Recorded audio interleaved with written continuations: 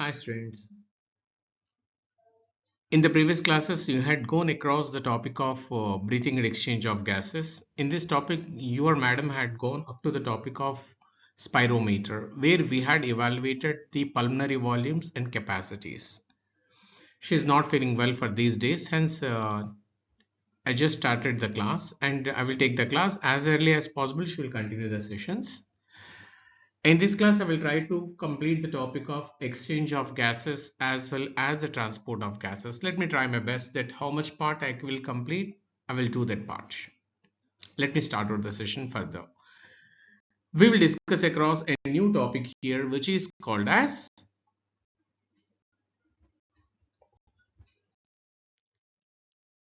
exchange of gases. The topic is now called as exchange of gases. We are all familiar, right?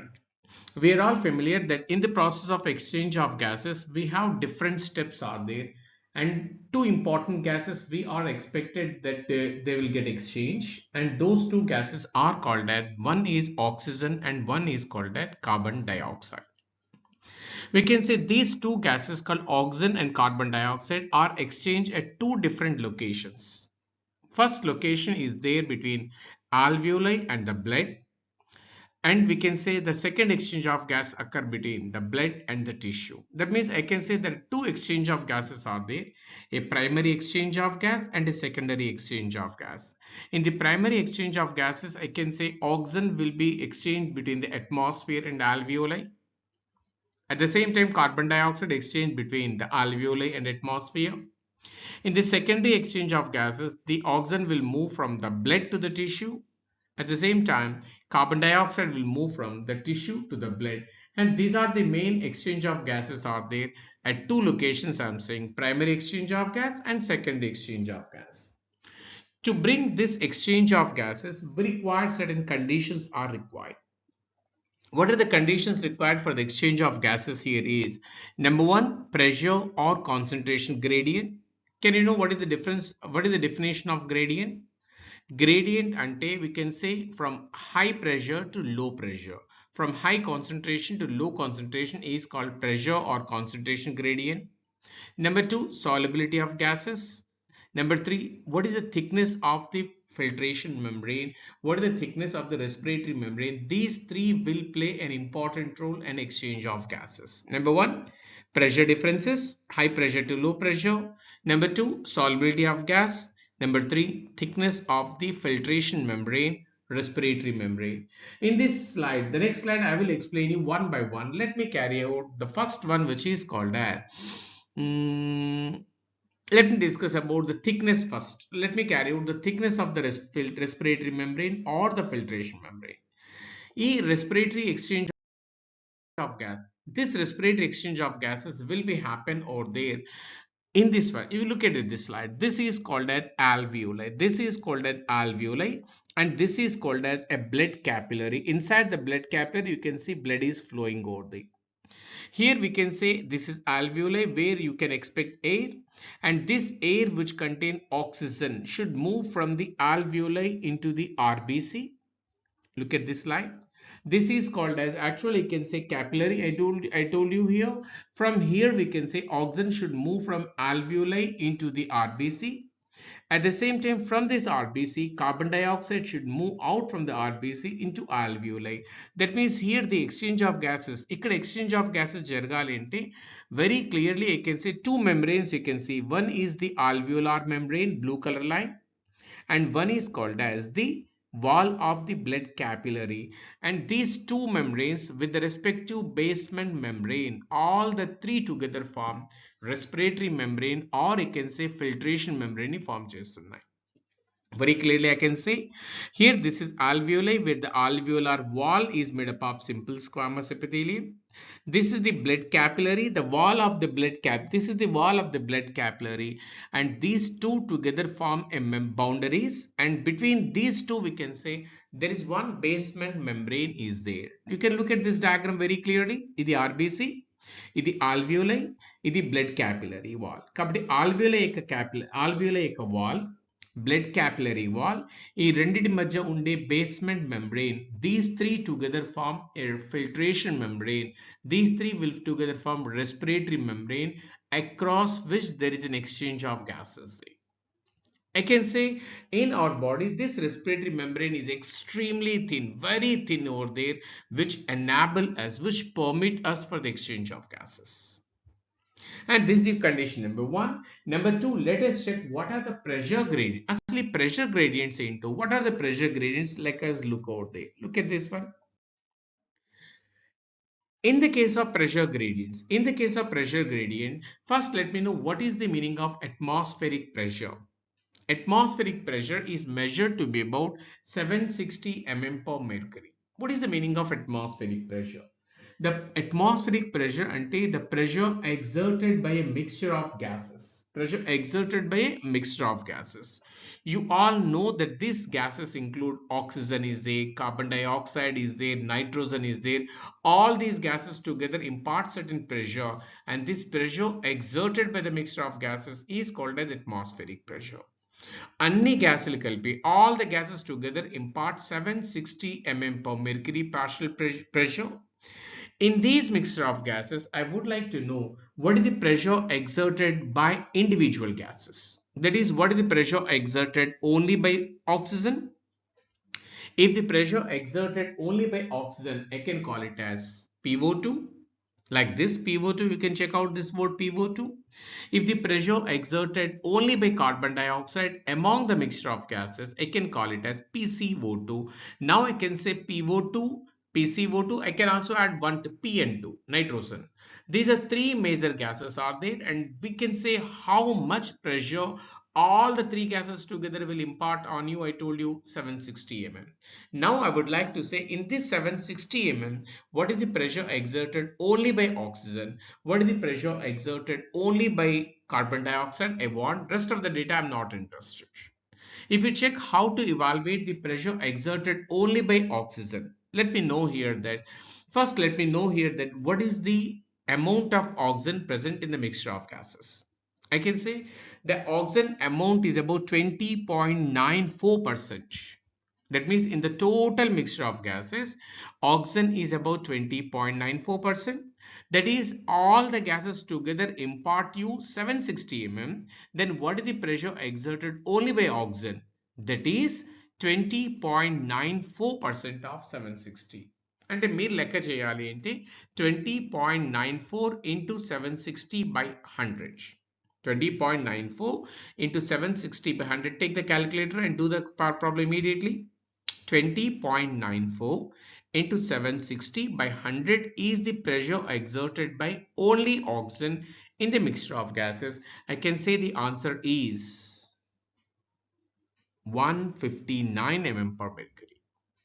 That is all the gases together impart you 760 mm per mercury pressure, where only oxygen impart 159 mm per mercury.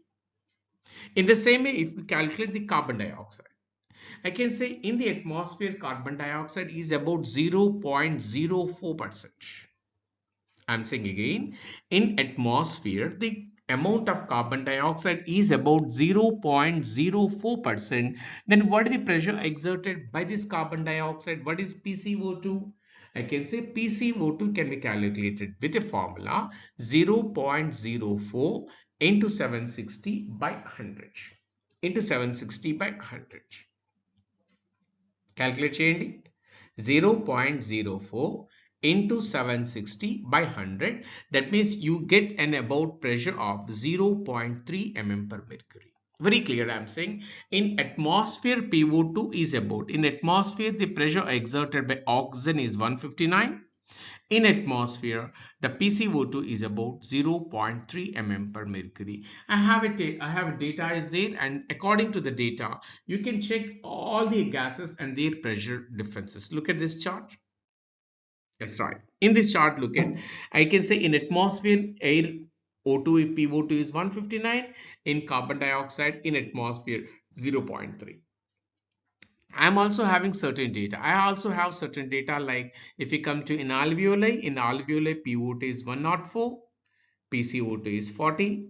In deoxygenated blood, in impure blood, I can say PO2 is 40 and PCO2 is 45. And in oxygenated blood, PO2 is 95 and PCO2 is 40. In tissues, PO2 is 40 and PCO2 is 45. These are the values which had been already demonstrated, which had been already evaluated. I'll go through the chart one by one. I will explain you one by one over there how this is possible over there. When you can say, look, before that one, another topic also I'm showing on the slide. I also told you that the diffusion of or movement of the gases also depend on the solubility I discussed with you.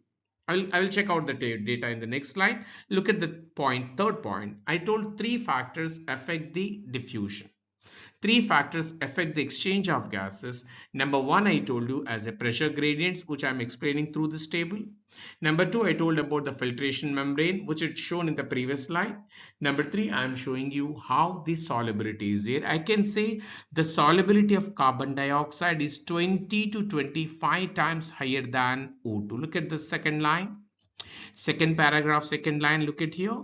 The solubility of carbon dioxide is 20 to 25 times higher than that of PO2. That means I can say carbon dioxide is more soluble in blood when compared to oxygen. Okay, fine. I will check out this data in the later session. Let us check out this table once. ఈ table ఒకసారి జాగ్రత్తగా work out చేద్దాం. Look at this concept only. Look at this chart. I can say this is called heart, this is heart, this is called lung, and this is called as carbon dioxide. This is called tissue. Look at this one here. In the lung, whatever blood comes, it is called deoxygenated. That means in this deoxygenated blood, if you check about the PO2 and PCO2 with the previous slide, we can say this is lung, this is alveoli. I can say in the alveoli, atmospheric air will enter. You had checked out already. In atmospheric air, I told you about PO2 is about 159, PCO2 is about 0.3. But in alveoli, inside the alveoli, you can check PO2 is 104 and PCO2 40. This is called as oxygenated blood. Hence, in the oxygenated blood, you can check the PO2 and PCO2. This is tissue. You know about PO2 and PCO2 in tissue, about PO2 40 and PCO2 45.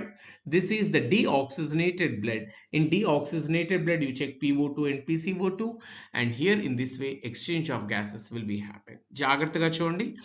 ఇక్కడ we can say here oxygen will enter into systemic blood of systemic capillary like this.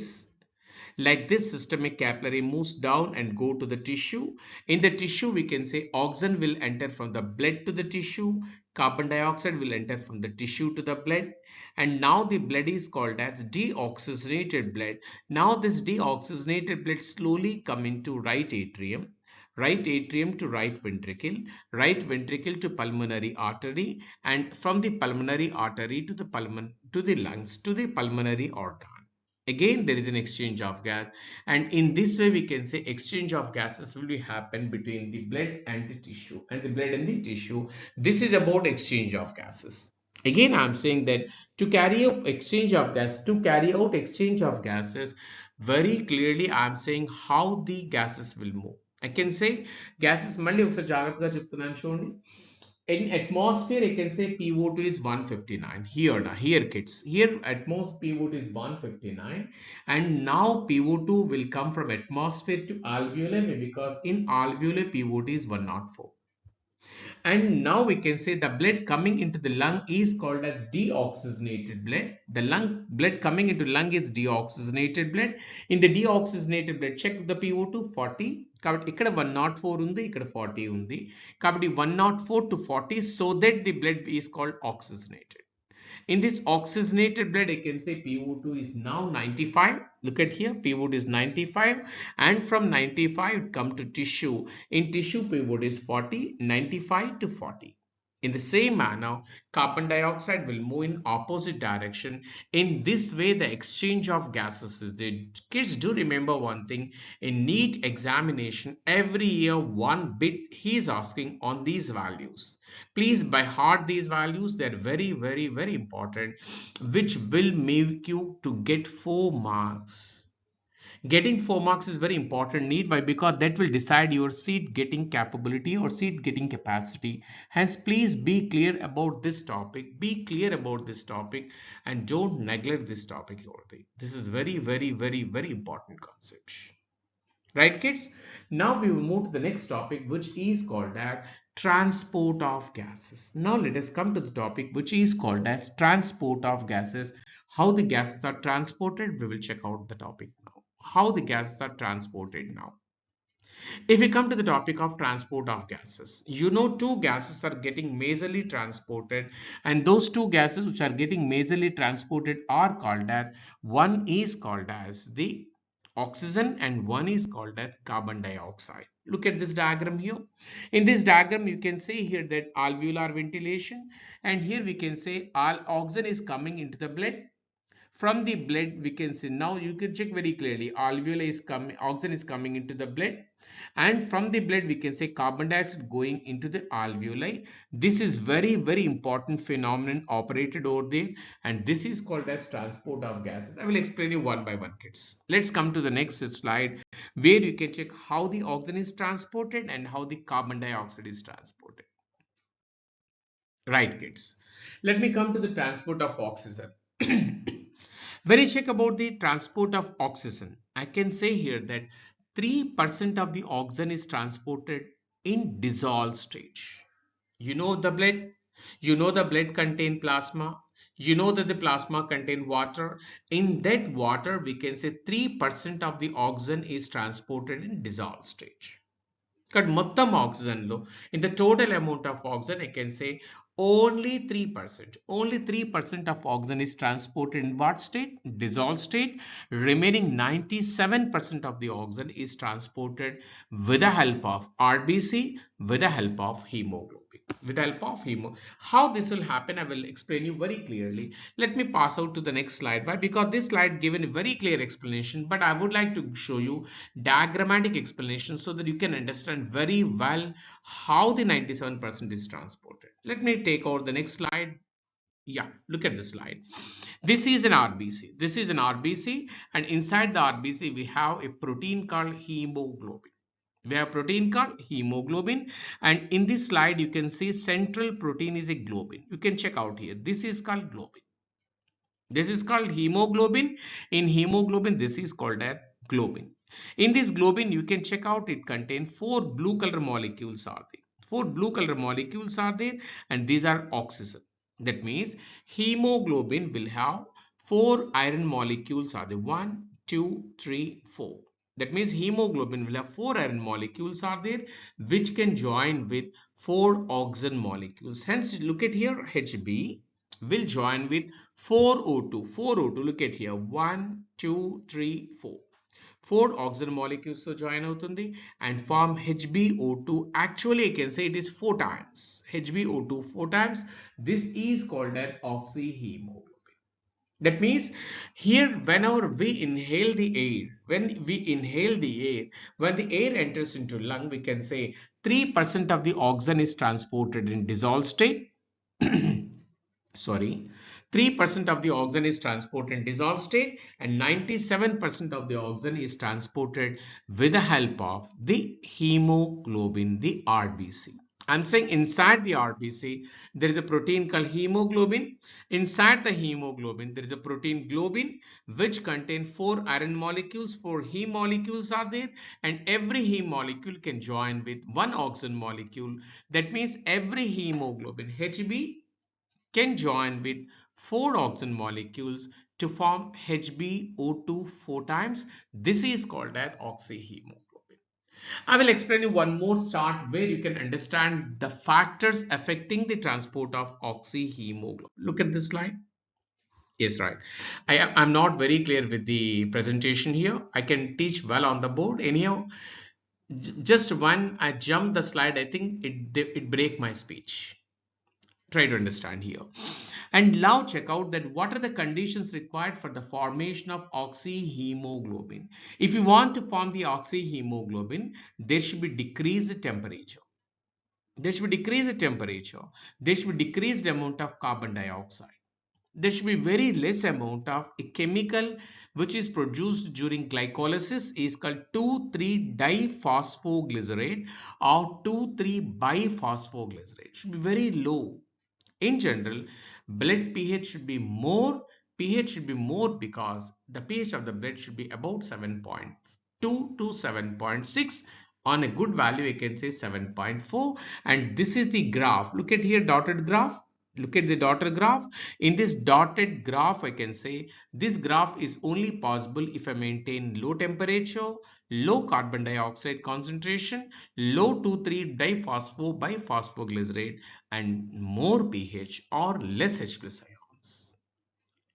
If I take the opposite condition, if I take the opposite condition of high temperature, high PCO2, high 2,3-biphosphoglycerate, low pH or more H plus ions, low pH or more H plus ions, I can say the graph will move like this. The graph will move like this.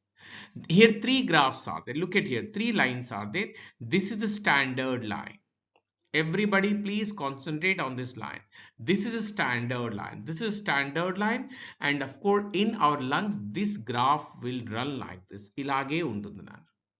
If we create more favorable conditions, what are the more favorable conditions I am saying here is low temperature, low PCO2, low 2,3-diphosphoglycerate, and if I take high pH or low H plus ions, the graph will move towards left hand side or graph will move towards y-axis. Very, very important lines I am saying. This is standard graph, this is standard graph.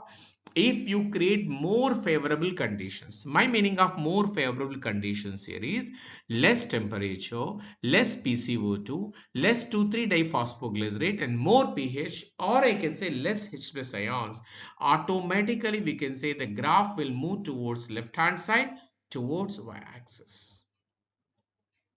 If I create adverse conditions, bad conditions like high temperature, high PCO2, high 2,3-diphosphoglycerate, and very low pH or acidic blood. Low pH means more H plus ions. The graph tilt towards right hand side. Tilts towards right hand side, of course, I can towards x-axis. Many times in NEET examination, he asked what are the conditions required for increased affinity and decreased affinity. For increased affinity, conditions are low temperature, low PCO2, low 2,3-diphosphoglycerate, high pH, and low H plus ions.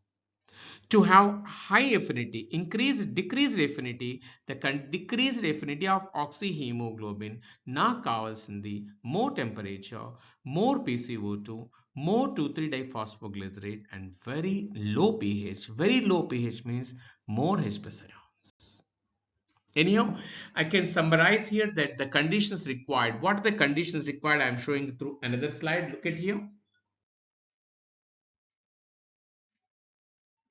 Right now, tell me kids, what are the conditions required over there? What are the conditions required? What should happen to be to for the formation of oxyhemoglobin? For the formation of oxyhemoglobin, let's like quiz anukondi. For the formation of oxyhemoglobin, there should be more PO2, yes, less PCO2, less H plus ions, less temperature, less biphosphoglycerate or diphosphoglycerate, the type of hemoglobin. The type of hemoglobin also plays an important role.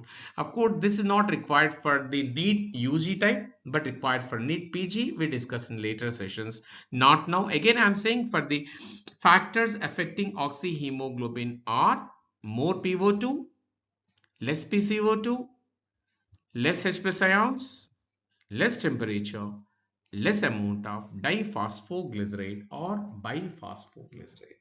This is about the transport of oxygen. Let me come to the transport of carbon dioxide. If we come to transport of carbon dioxide, the transport of carbon dioxide can be done by three different methods. It can be done by three different methods. One as dissolved state, Number two, in the form of carbamino compounds as a bicarbonate ion. Three factors are there. One as dissolved state, one as carbamino compounds, one as bicarbonate ions. These are three factors by which transport of carbon dioxide can be done. Kids, can you tell me what are the conditions required for the transport of oxygen? I told you previous session. 3% of the oxygen is transported in dissolved state. 97% of oxygen was transported as oxyhemoglobin. But in the case of carbon dioxide, 7% of the carbon dioxide is transported in dissolved state.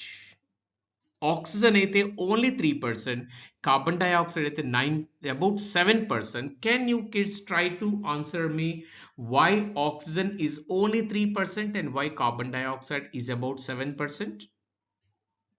Can anyone guess?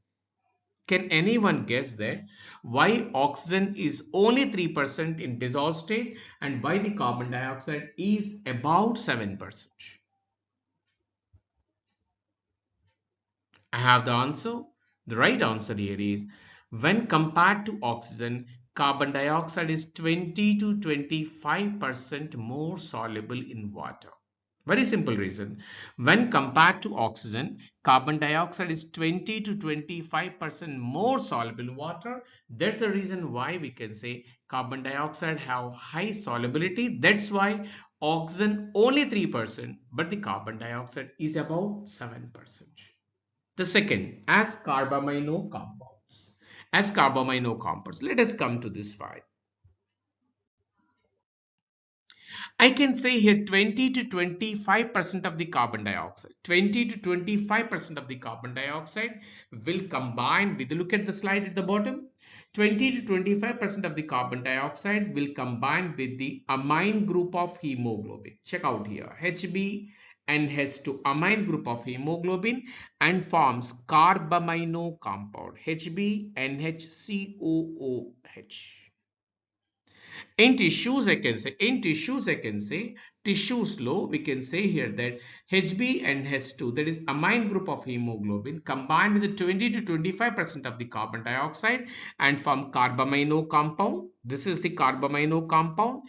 And in the lung, this carbamino compound diffuses back into HB and H2 and carbon dioxide.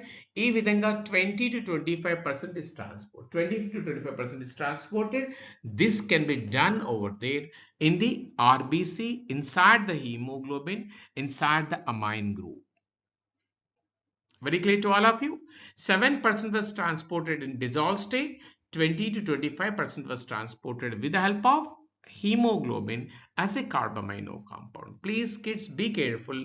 Carbon dioxide అయితే hemoglobin తో carbamino compound ని form చేస్తుంది. అదే carbon monoxide అయితే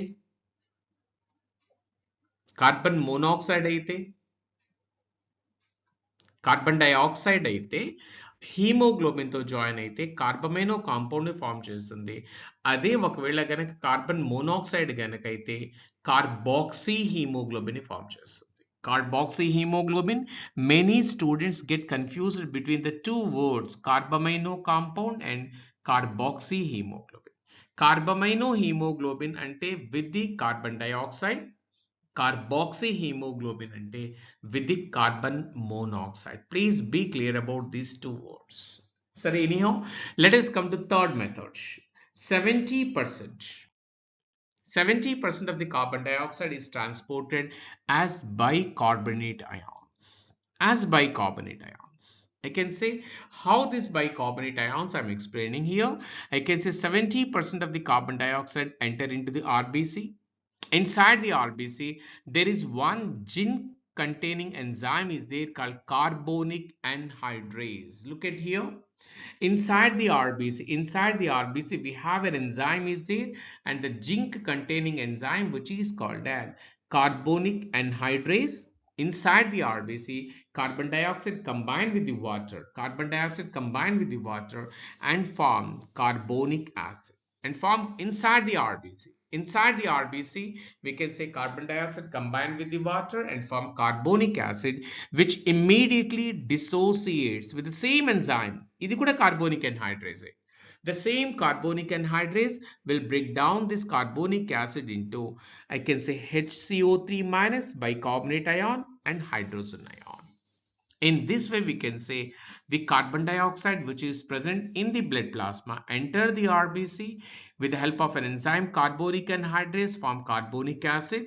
The same carbonic anhydrase will further break down the carbonic acid into bicarbonate ion and H plus ions. The same reaction was also observed inside the RBC and also in the plasma. 7%. గుర్తుందా మీకు 7% dissolved state అన్నాను. అక్కడ కూడా ఇదే enzyme help చేస్తుంది. Same enzyme 7% carbon dioxide will be converted in the dissolved state. The same enzyme 70% ki same enzyme. That means the enzyme carbonic anhydrase zinc enzyme carbonic anhydrase is present in plasma, is present in RBC. I am saying here that in ప్లాస్మాలో ఎంత carbonic anhydrase ఉంటుందో దానికన్నా కొన్ని వందల రెట్లు ఎక్కువగా ఉంటుంది inside the RBC. Hence, inside the RBC, 70% is transported. Outside the RBC, only 7% was transported. Please be clear about this definition. This is again very, very important. The next slide I am showing you is not exactly required for NEET examination, but you should understand. Try to understand. Right. This is the diagram where I am showing to tissue. Look at here in this diagram. In this diagram, this is the tissue. This is the systemic capillary. This is the RBC present inside the systemic capillary. Look at here. The carbon dioxide came out of the tissue, entered the systemic capillary, entered the RBC. Inside the RBC, this carbon dioxide combined with the water with the help of enzyme carbonic anhydrase and form H2CO3. This H2CO3 immediately break down into HCO3 minus and H plus ions, and this HCO3 minus left the RBC. RBC plasma membrane, Donans membrane permit చేస్తుంది. Hence, you can say HCO3 minus leave the RBC, enter into plasma. To bring electrical neutrality, to bring stability, we can say now the chloride ion present in the plasma enter into RBC. This is very, very, very, very important and is called as chloride shift. This is called as chloride shift, and this is an active phenomenon and is explained by Hamburger. Hence, this is called as Hamburger phenomenon. Look at the reaction again. Carbon dioxide left the RBC tissue, entered the systemic capillary, entered the RBC. Inside the RBC, this carbon dioxide combined with the water and with the help of enzyme carbonic anhydrase, which forms carbonic acid, which immediately dissociates into bicarbonate ion and H plus ions. Bicarbonate ion left the RBC. As RBC లోకి H plus ions పెరుగుతున్నాయి కాబట్టి to bring electrical neutrality, chloride ion enter into the RBC. Exchange of bicarbonate with the chloride ion. Exchange of bicarbonate with the chloride ion is called Hamburger phenomenon, or I can say chloride shift.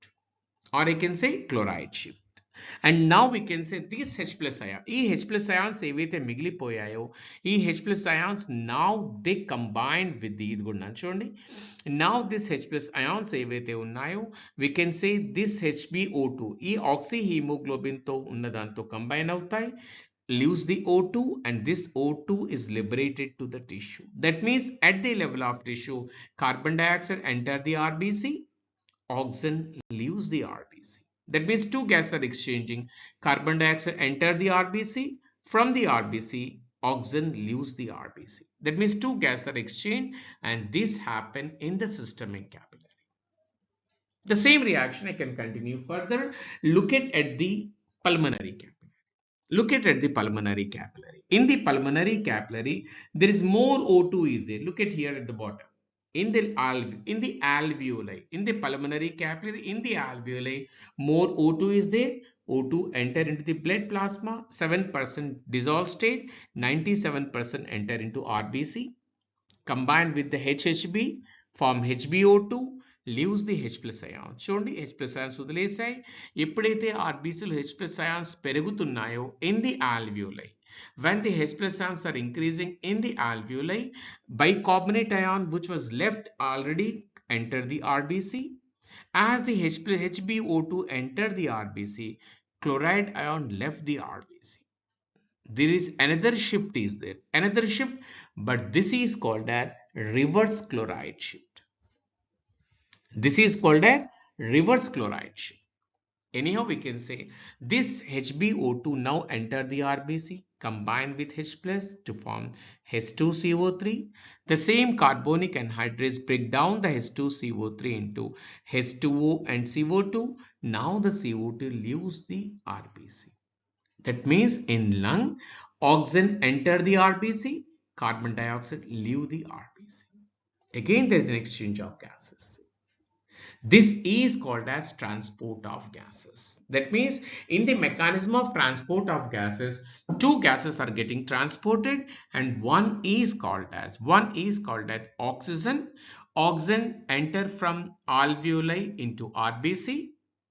Now this RBC which carry oxygen will come to tissue, and in the tissue carbon dioxide enter the RBC and oxygen is released from the RBC.